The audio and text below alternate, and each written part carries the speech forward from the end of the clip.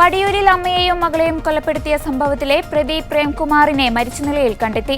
ഉത്തരാഖണ്ഡിലെ കേദർനാഥിലെ വിശ്രമ കേന്ദ്രത്തിലാണ് മൃതദേഹം കണ്ടെത്തിയത്. സ്വയം ജീവനൊടുക്കിയതാവാമെന്നാണ് പോലീസ് നിഗമനം.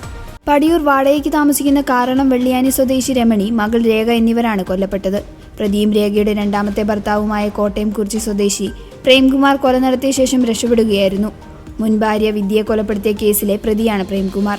വിദ്യയെ കൊലപ്പെടുത്തി കാട്ടിൽ തള്ളി കേസിൽ ജയിൽവാസം അനുഭവിച്ച പ്രേംകുമാർ ജാമ്യത്തിലിറങ്ങിയതായിരുന്നു. അതിനുശേഷമായിരുന്നു രേഖയെ വിവാഹം കഴിച്ചത്. രേഖയുടെയും പ്രേംകുമാറിന്റെയും കല്യാണം കഴിഞ്ഞ ശേഷമാണ് വീട്ടിൽ അറിയുന്നതെന്ന് രേഖയുടെ സഹോദരി സിന്ധു മാധ്യമങ്ങളോട് പറഞ്ഞു. എറണാകുളത്ത് വെച്ചാണ് രേഖ പ്രേംകുമാറിനെ പരിചയപ്പെടുന്നത്. രേഖയെ ശാരീരിക ഉപദ്രവം ചെയ്തുവെന്നും സിന്ധു പറഞ്ഞു. ജോലിക്ക് പോകേണ്ട എന്ന് പറഞ്ഞ് ഫോൺ എടുത്തു വയ്ക്കും.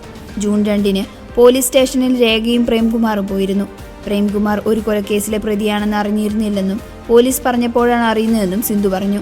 ജൂൺ 3-നാണ് രേഖയും രേഖയുടെ മാതാവ് മണിയെയും പ്രേംകുമാർ കൊലപ്പെടുത്തിയത്. ദുർഗന്ധം വമിച്ചതോടെ നാട്ടുകാർ നടത്തിയ പരിശോധനയിലാണ് മൃതദേഹം കണ്ടെത്തിയത്.